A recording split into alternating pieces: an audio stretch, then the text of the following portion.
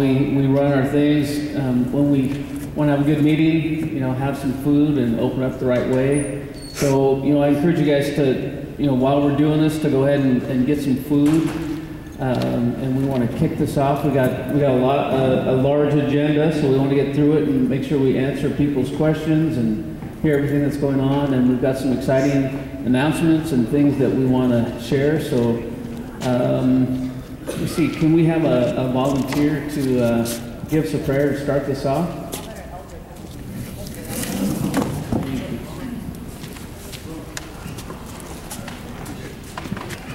One. In the Father, Son, Holy Spirit. Our Father, who art in heaven, hallowed be thy name. Thy kingdom come, thy will be done, on earth as it is in heaven. Give us this day our daily bread, and forgive us our trespasses, as we forgive those who trespass against us. Lead us not into temptation, but deliver us from all evil. Amen.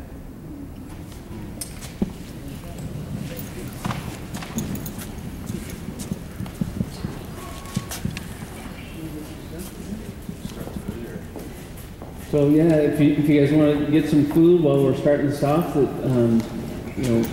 all means get up there, and we're going to kick off the. Okay.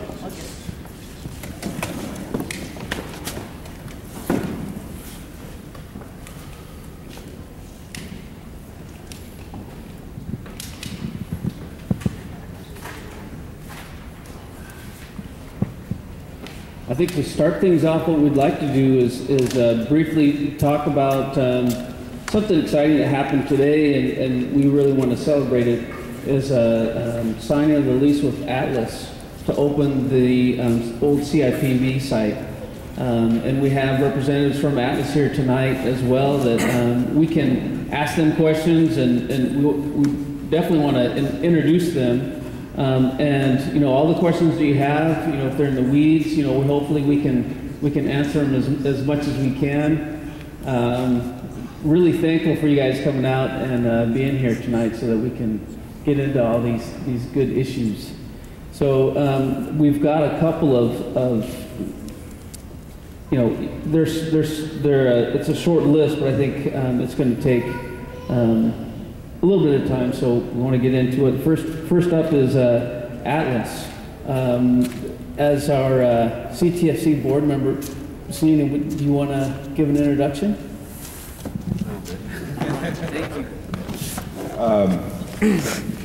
First of all, I want to give you guys a little history about our mills. Since they closed down, every year we've been paying a lot of expenses for these mills to keep them in their mothball state there. We've been paying insurance, electrical cost. We also been paying security to keep the place safe so there's no looters down there.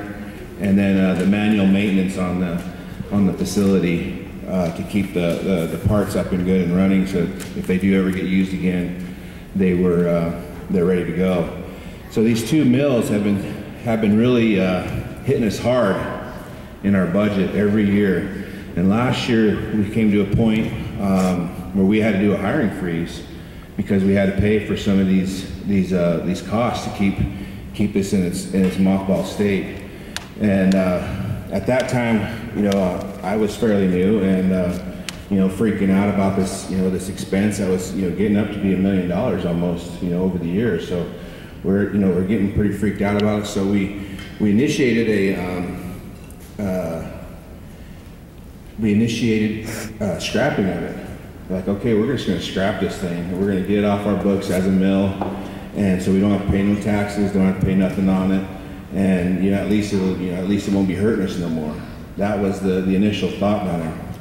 Well, during that process, we had the company Atlas come in, and they gave us a proposal saying, hey, we'll get this mill going for you guys. We'll pay you guys some money and do some employment there, and the deal looked pretty good, but we wasn't together on it as a team. Our whole council wasn't on the team on it. There was some issues with the lease agreement And I know myself, you know, I want to apologize. I'm a pretty strong tree hugger, so I have a hard time with, you know, cutting down trees. So we had to address some issues first. Some of the issues that we addressed was the way that we, you know, some of the things that I had to get comfortable with was the way that we cut down our forest, which was through the process of our integrative resource management plan. And we also wanted to put some things in place to protect our huckleberries and stuff like that. And that's all going to go through the integrated resource management plan. And after I felt comfortable with that, I also realized, as a I'm a freak about tree hugger, that a long time ago we used to have fires come through, and those fires would come out and they'd wipe out they'd wipe out the whole forest side, and that was the natural process. But we couldn't allow fires to grow, and we couldn't allow fires to devastate our forest. So by not doing that, we've had our forests basically untouched, and they're getting pretty overgrown and stuff. So we do need to have some kind of management of these forests because of that issue. So that's some of the things I had to come to terms with myself. But anyway, so we have this Atlas company come in, and they're doing a proposal saying, hey, you know what, Colville tribes, you guys are going to scrap this thing. Why don't we pay you guys some money, and we'll employ your guys' people, and we'll buy your guys' lumber, and all you guys got to do is guarantee us some lumber. And I was like, this is a blessing. This is a serious blessing for us in our tribe, because so we've been talking about this. All of us council, we've been talking about trying to create employment. This is a serious blessing for our tribe to have someone come up and want to manage this for us. And they also said, you know what, we're going to invest in it. We're going to invest in your infrastructure and your facilities there too.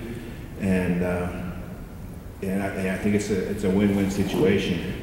So I want you guys to meet these guys today, because today, this morning, we had a meeting today, and we signed an agreement with these guys to come here and employ. So I want to introduce you guys to our Atlas team. Richard and Zach, please come up.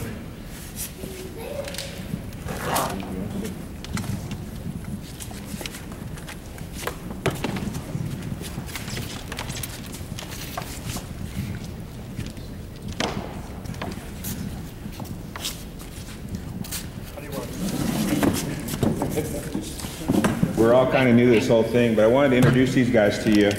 There was a couple things that we had to do to get there, and the one thing we had to do was a timber supply agreement, and then we had to do a log supply agreement and a lease agreement. And this is your head of your Atlas team right here. I'm going to let him give it a few times to talk to you guys.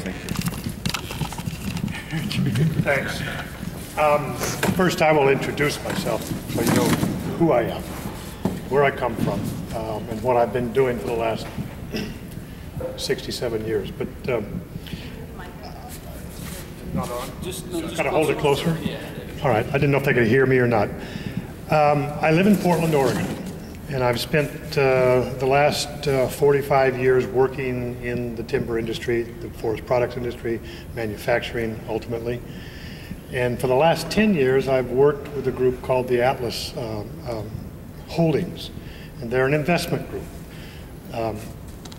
that invested in a group of plywood mills about 8 to 10 years ago, and I run that business for Atlas in the plywood business. We have a mill near Olympia, Washington. We have 2 mills down in the southern United States in the Carolinas that we operate. We have about 700 employees, those 3 mills. And when we looked at the Omak mill about 2.5 years ago and said it's been closed, it's idled, and it has a significant opportunity to fit well within our existing businesses. And so we started that dialogue, and with what was then the CTEC, I guess, the CTEC group. And it's evolved over the last 2.5 years up until today when we finally signed the lease for this mill site. So we're really excited about the prospects of what we can do here. We think that what Snina was telling you, that there's a tremendous match with the forest resource plan that you've got for forest health restoration and the type of log that this mill wants to peel, wants to process. So we're in this for the long pull. We've been in it for a long time. And I'll let Zach explain to you a little bit more about who Atlas is. But I run one of the businesses within the Atlas family of companies that specifically focuses on wood products.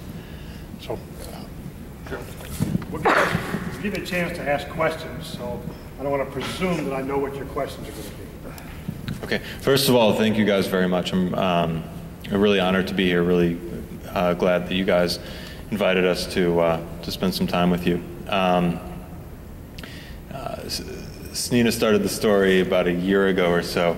The story starts way before that. In November of 2010, Richard called up the CEO of C.Tech, Joe Picotis, and dropped in on him in his office in Cooley Dam to talk about the plywood mill, the CIPV plywood mill that had been shut down. And we've been in discussions ever since that point. So we finally just signed the lease agreement this morning, and this kicks off the real work. So as people have mentioned, Atlas Holdings, we're an industrial holding company. We have 11 businesses, one of which is the plywood business that Richard runs. Plywood is an industry that we like a lot, and we were looking for opportunities to expand in that industry, and came across CIPV and realized that it made a whole lot of sense. There's a great timber resource here that's been relatively underutilized over the past several years. It's consistent with the forest health management plan that the tribe has in place, and we like running businesses where there's a win-win situation for the community that the business is in and for us. And so this is a perfect example of that. We hope to get this plywood mill running again. Want to employ the community and be engaged in the community, and ultimately bring prosperity here. So it's a bit about us. We're happy to answer whatever questions you guys have, and you'll be seeing a lot more of us over time. Thank you very much. First on the list, we have Edwin. Do you have a question? Yeah, I have a whole bunch of questions. I'm not feeling too good right now. I have a heart problem. But I would like to know your contracting process, for one thing, starting out with. How you guys go out and get your contracts, how you're processing, how much lead time does the tribe have to oversight you? And I'd like to know whether the tribe is going to have an oversight, engineering type manager oversight these guys, working with them, that are going to be on site, not sitting over in a damned office over there someplace, and not following these guys and make damn sure that they're not going to get us into trouble. The other thing is, I asked these guys, the councilmen, to have me sit in so that I could look onto their proposal. And I'm damned upset because you didn't. Because that's my background, and you know it. And so I'm asking a question right now that these guys give us a damn good rundown how they operate, how much lead time is there in their contracts, and what is there in our proposal between us and you for oversight. Would you give me that, and I'll be probably some more questions after speaking. I'll do my best. All right. We recognize taro as the law of the area.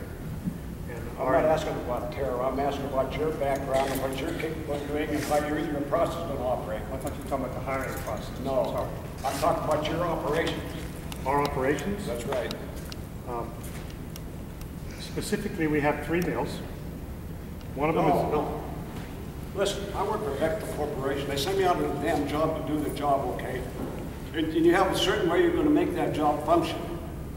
First you go into contracts, and you contract whoever you're going to contract, which I know the Japanese, I heard.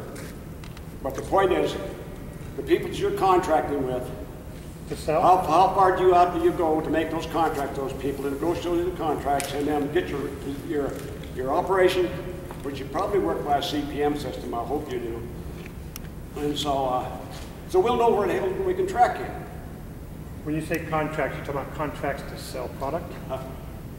Aren't you into cutting logs for us and plywood or some damn thing? That's why I wish I could have sat in a negotiation with damn thing. Our company would not contract with the loggers directly. That would go through the sort yard.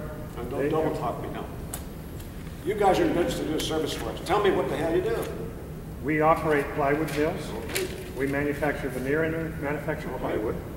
And we sell it into the North American markets. And you have to make contracts to do that.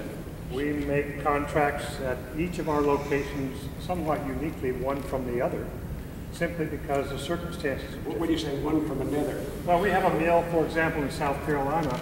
Everything we buy in the way of timber. What the hell do you do for us? I'm not worried about South Carolina. You asked for an example of how we do contracts in our business. I also asked you what you're doing for us.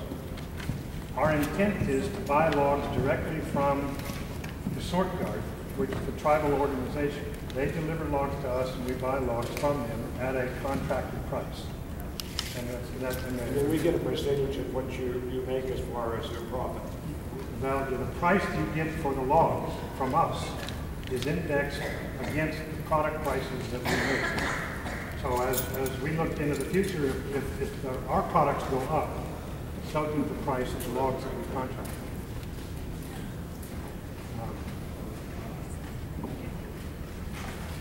Okay, that's it. So far, so I probably have more questions. I have 3 questions. Sure. Number 1, how long is the lease for? Number 2, what's the primary species of tree you're going to cut? Yep. And the 3rd is, what's the plan for the north face of Moses Mountain and that bug kill?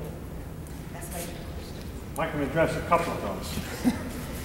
The species is Douglas fir. That's our preferred species. We will accept Douglas fir, lodgepole pine, white fir, Engelmann spruce, and larch. Those are all species we can use in our mix for this particular mill as we started out. The last question you asked, which was about an area that I know there was a fire. There's a bug kill coming out of Canada. The spruce bug. The spruce bugworm problem? Yes. And so, The bug kill coming out of Canada. right, you're asking, can we use it? Have you seen it? Have you been up there? I've seen it in central British Columbia, yes. I haven't seen it on your lands yet. So is that something that's salvageable or? It's generally salvageable within the first 4 or 5 years after it dies. After that, it becomes less and less valuable because the tree bark falls off, the tree cracks open. So your ability to extract value out of it, either as lumber or as veneer, rapidly declines. Just like when bug kill first started up in central British Columbia, that was 8 or 10 years ago.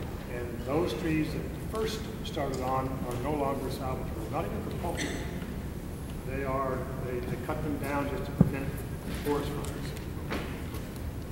But if the infestation is recent, if the trees have died in the last 4 years, those trees are very usable. The wood is still very sound. First question is how long is the lease? How long is the lease for? Oh, our lease is for 10 years with 3 5-year renewable periods where both parties have to agree. So Just answer my question.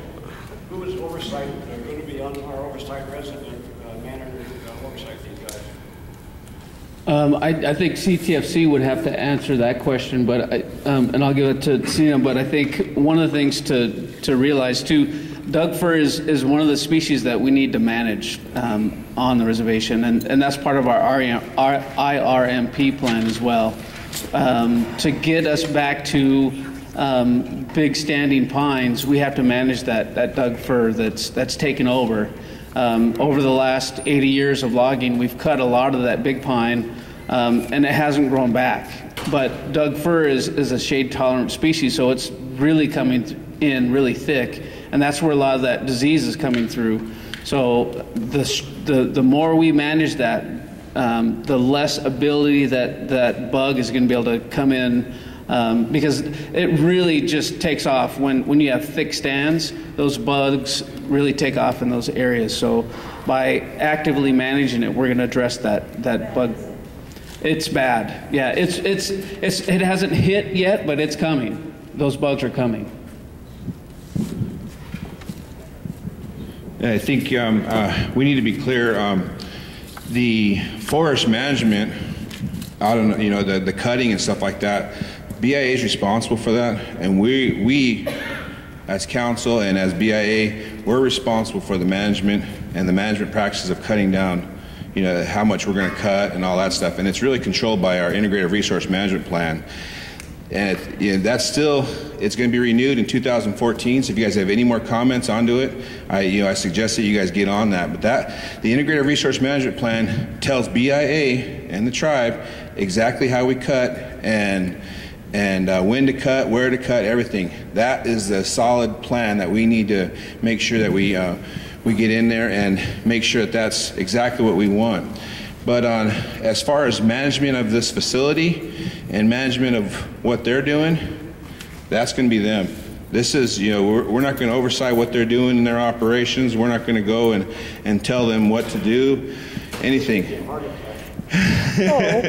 And you know, if we did a management contract with them, that's a different scenario.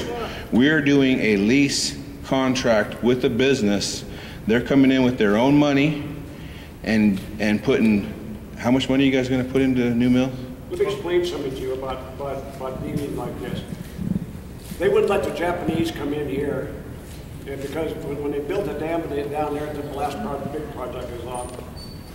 They had to have an American oversight that make damn sure that they were spending the money properly. They had to make damn sure all the contractors on that job that were doing the proper thing. They were earning their money, and also we were getting returns for production progress made.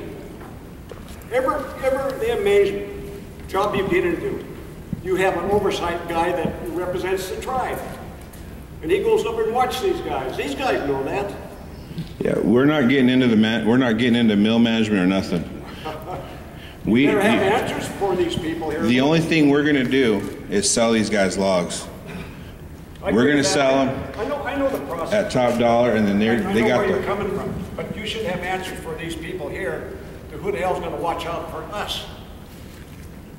On what behalf? On money. Who's going to watch these people and make damn sure they're doing what they're supposed to be doing based on the contract we're making with them? CTFC. CTFC will be overseeing that contract. We're going to control everything from once we deliver that log, we control all the way up until that. How much background do you have in cost management? Production management, they call it. You're going to bear with you for employ all your damn life. That's correct, and I'm also a anti-tree hugger, in case anybody wants to know. But that's not our responsibility. That's these guys' responsibility. We do the oversight. We, when I say we, CTFC. No, they're not CTFC. No, we are. The commercial lease is with CTFC and Atlas. And you're talking about making sure that the stumpage is paid. You know, there's a timber allocation agreement that's between. I'm worried about contract and the cost of what's going on here. Okay, now I'm not sure what cost you're talking about. Their cost? I'd like to see that proposal. We have no control over their cost. You sure the hell should be oversight? Well, we are providing the oversight, CTFC. We are going to have a wood products division, LLC, and CIPV will be under that. Turn these guys loose, and then you don't know where the hell they are when they're making a profit or not making a profit. We don't care if they make a profit. I do. What? We don't get any of the profit.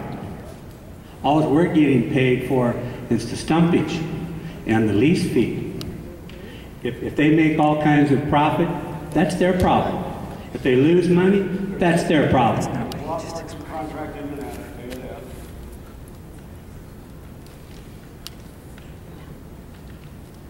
That's how I see it.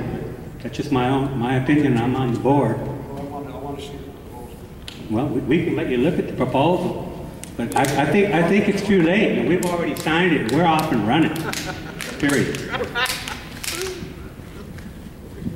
Someone counsel.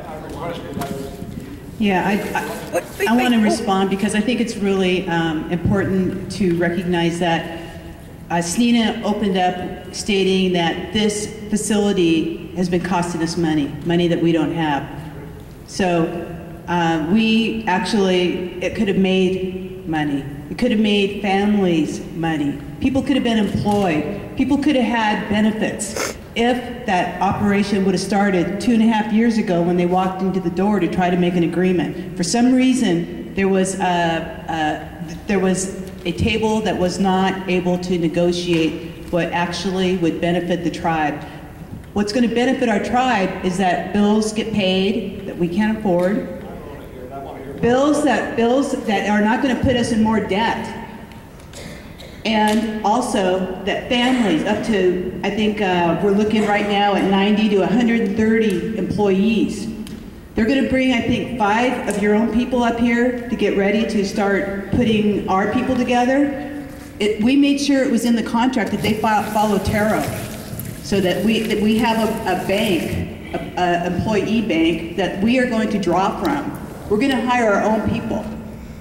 I'm looking forward to getting people back to work, the families receiving some kind of income so that they can feed and their kids can do things that they aren't doing now. I've already talked to a couple families in here earlier, and they said they lost their benefits, they lost their jobs, they lost their unemployment.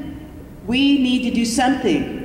And I'm glad, I mean, if 10 years is going to give families income so that they can pay the bills, so they might be able to get their cars back or get caught up on their houses and feed their kids, I'm all for it.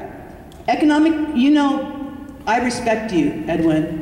And business and economic development also has to do with job creation.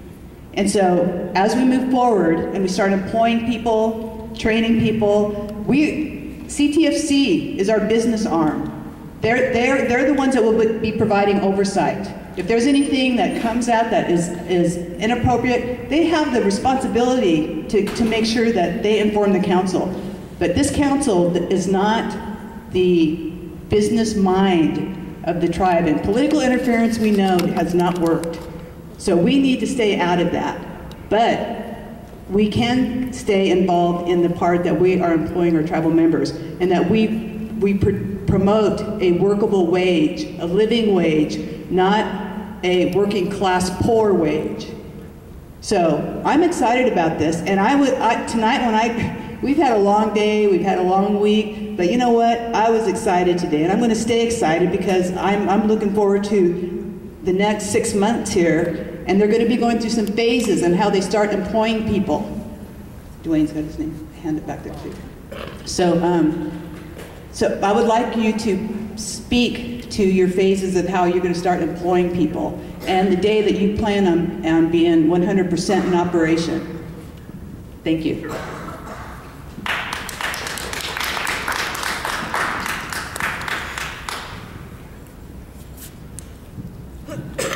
This mill's been down for just short of 4.5 years.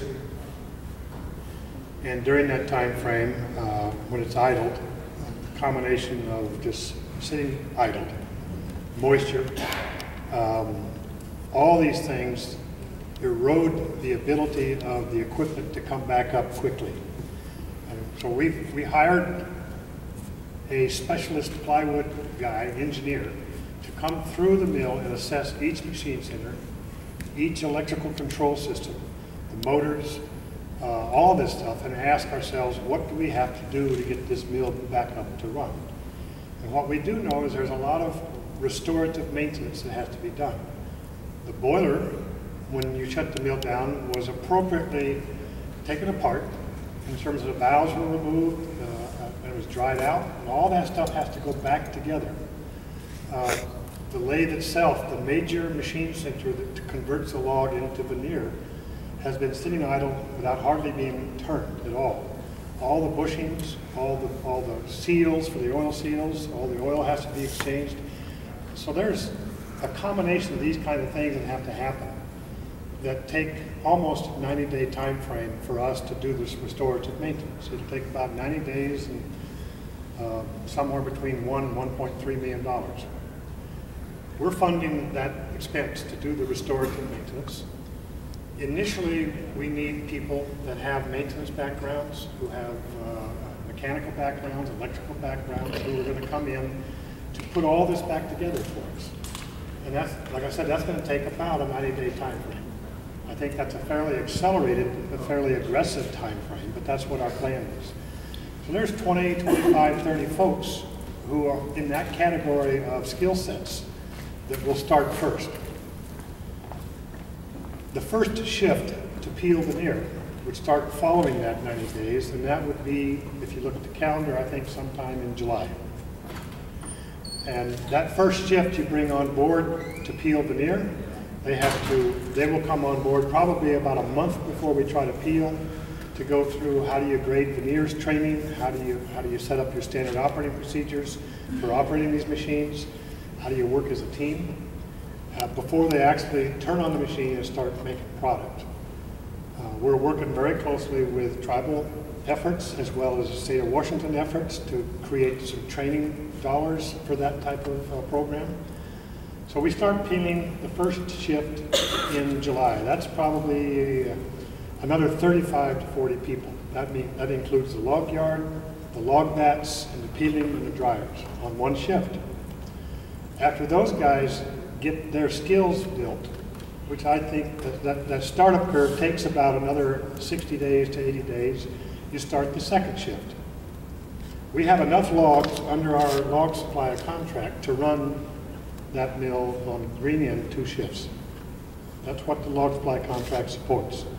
It'll run the veneer line, it'll run the dryers, and after that second shift is well up and running, our intent then is to start running the plywood layup line, to start making plywood as well as just veneer. So in that first 5-6 months of starting up these veneer peeling shifts and drying that material, we're going to go to the open market to sell that veneer.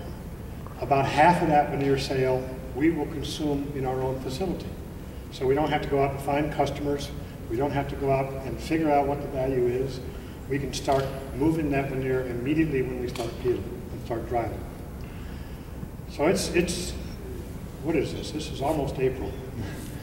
So we're talking about another 30, 35 days to get all, from right now, to get all the pieces lined up. We're still waiting for some final documentation from the BIA. We're still waiting for the Environmental Protection Association, the EPA, which is the federal regulator who sets the standards on your emission controls and issues the permits for us to operate. We have to transfer the operator's name from C.Tech to our name, and that takes another week or so, we think. So there's 2 or 3 more weeks worth of this kind of permit processing and getting the insurance in place before the mechanical restart can even begin. So in all reality, there's, to recap that, there's about 25 or 30 people that go through the mill over about a 90-day period, restore the mill back to its operating condition, including the rolling stock and all the equipment.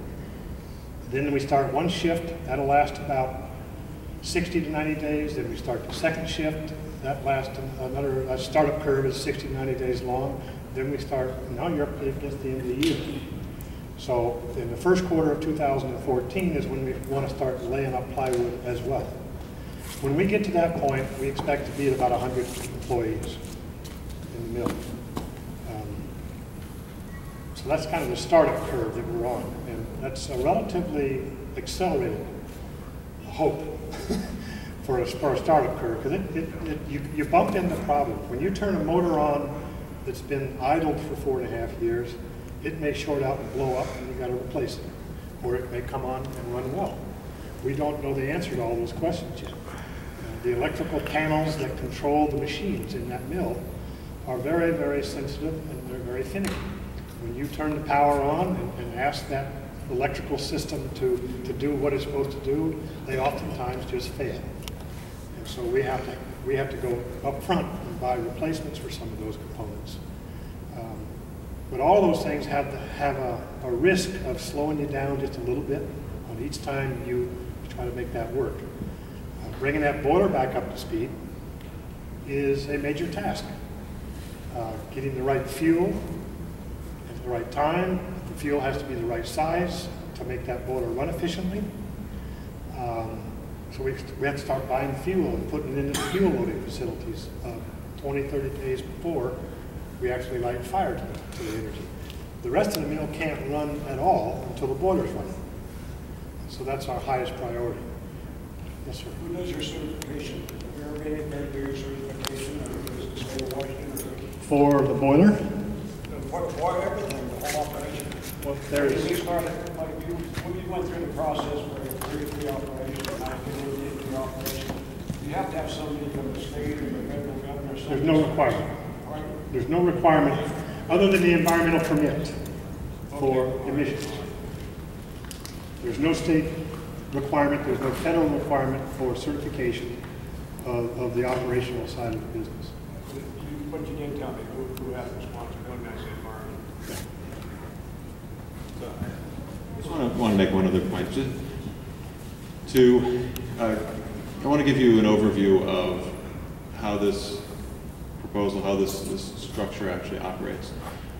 It was CTFC's judgment to structure it this way. And what we've done is, this is a business that Atlas and Wood Resources is going to run. We're going to have revenues when we sell veneer and plywood, and then we're going to have expenses. Expenses are going to be rent that we're going to pay to CTFC, going to be log costs that we're going to pay to CTFC, wages that we're going to pay to our employees, and whatever's left over, if there is anything, is to our benefit. Now, what we've figured out is that over the first year to 2 years, there are going to be a lot of losses, and that's what we're prepared to bear. And over time, we believe that we'll be able to create a business that generates income and actually for our benefit. But this is a partnership with CTFC and with the tribe, and but I mean the key point here is that this is a business where we're bearing the risk. We will either make money or lose money, and there'll be a guaranteed lease payment that goes to CTFC. There'll be the wages that we pay to our employees, and there'll be the guaranteed log payments that are tied to market pricing. It's a fixed relationship between what the market is doing and what we pay for logs. And so, again, the risk is on us, and these three payments we make to the community and to our employees and to CTFC. That's what I want to do. Thank you. Also, we just got a text a while ago. We've got a new lawyer in our ORA who specializes in environmental law, and she just let us know that they're very close on the EPA certification. So that's a really good sign too. These guys don't know about that yet.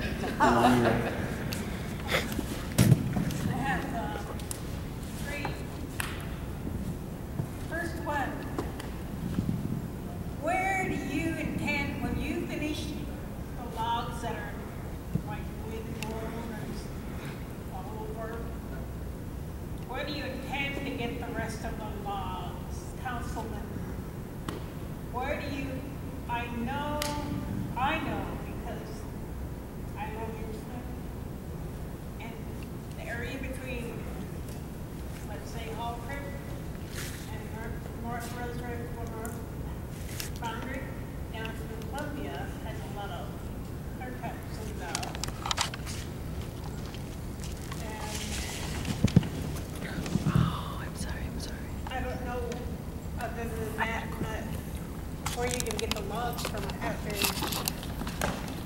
last for 10 years? That's what I want to know, one thing. Another thing is, when I worked in the greenhouse, I know what they do down there. And I worked in BIA forestry under sending out contractors to thinners, contracting, thinning trees. And I think, I'm talking to the council again, I think we better shut that office down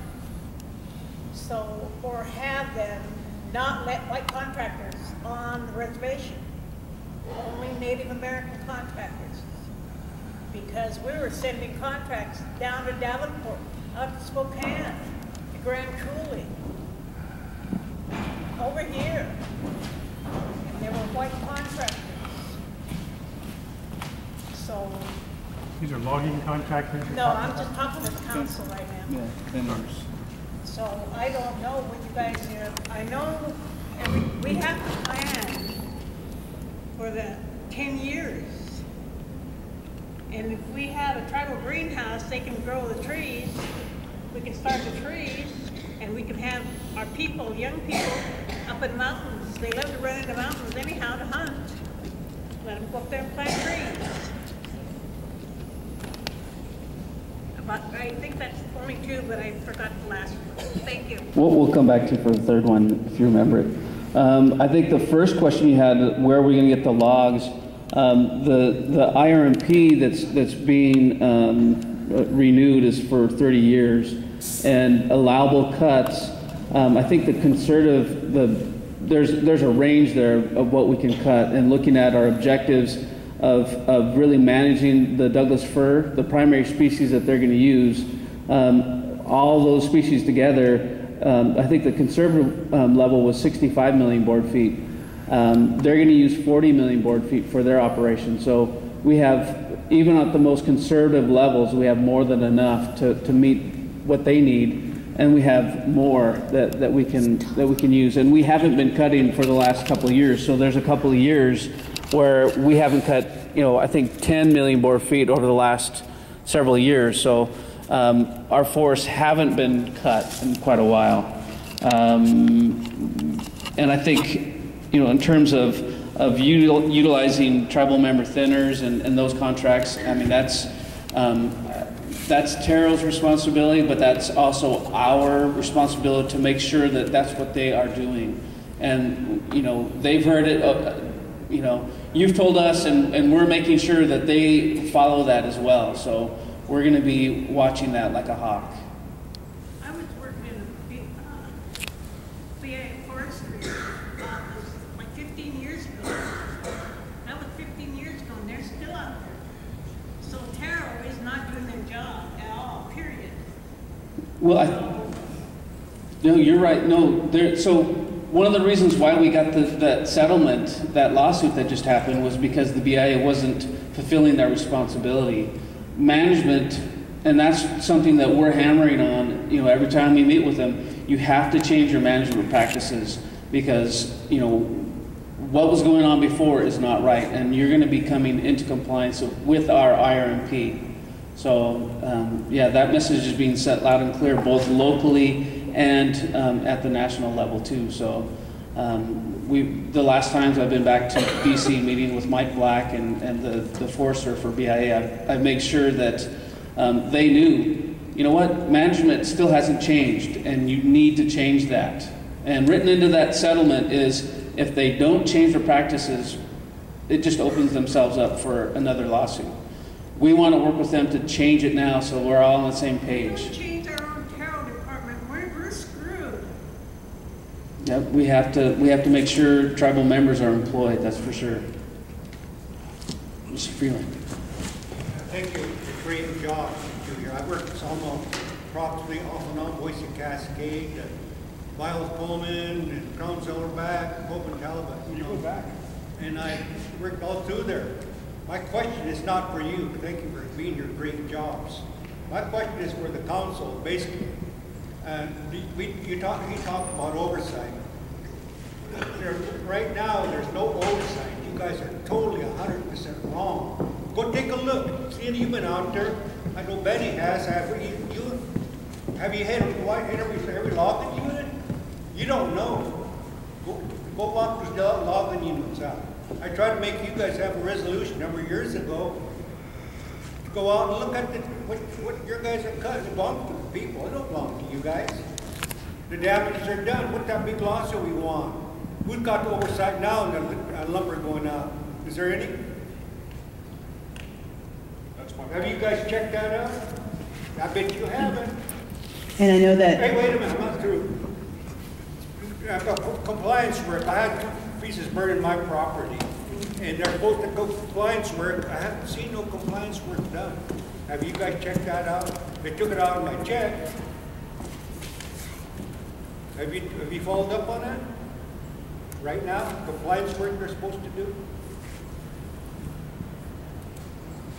He's talking about the replanting and all that stuff that's supposed to happen after they do a logging sale on your land. Clean up the damage they do there.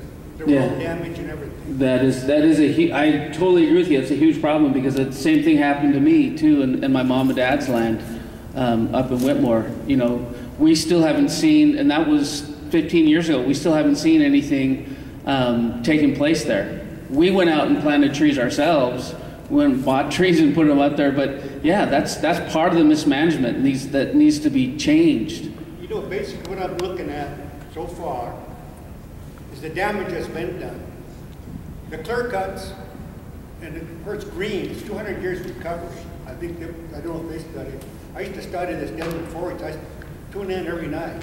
I'd see my cousin Randy Freeland, different peoples on it, and they said east of the mountains, the clear cuts. 200 years and maybe not. These are the expert professors that did the studies. They're not mine. That's just what I watched. So we need oversight, like Edwin says. And you guys need to feel for the people on this. Make sure you're doing it right. Because enough is enough. Well, thank you.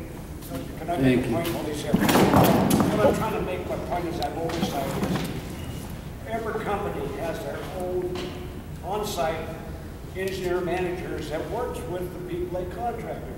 That's a standard across the United States, and we have never done it. I've been, like he's saying, I've been bitching for years about it, but I've worked for Bechtel Corporation, as you guys know, and Raytheon, all the big corporations. I come home and you guys don't understand. You just don't get it. What I'm getting at is what this gentleman here finally dawned on him. What I'm getting at is, I'm talking about cost tracking management, oversight management, production management operation. You need to know what your costs are at. You need to know by the hour. And that's what your resident engineering manager does. Like I oversighted the Japanese down there on Chicho Dam. I was accountable to make damn sure that the Japanese, the American people, and the tribe were getting their money's worth out of those people. That's what oversight is. They would take me, Raytheon would take me, send me off on a project all by myself. All I had to do is make damn sure those people we contract with were living up to the contract. And I had to say so over the whole damn thing, so I could take it on any one of those people, not necessarily the people that you directly contract, but I did have to say on the subcontractors too. Because they're part of the overall contract. So you need somebody there, like everybody should know this, a representative out there, an on-site resident, that's saying, hey gentlemen, you guys are doing a damn good job here making this money.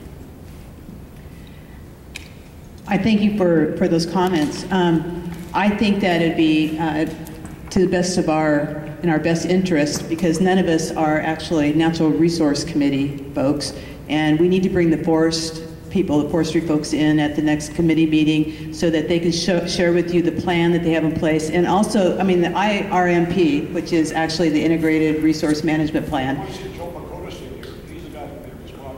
Well, you want to know about the forest, and one of the things that you guys are talking about is the fact that this reservation has extracted way too much of our trees, and therefore what you're stating is that because of the over extraction, that it looks like our forests are bare in many of the areas, and they're not being managed, they're not being replanted, and or like you said, the oversight out in the field.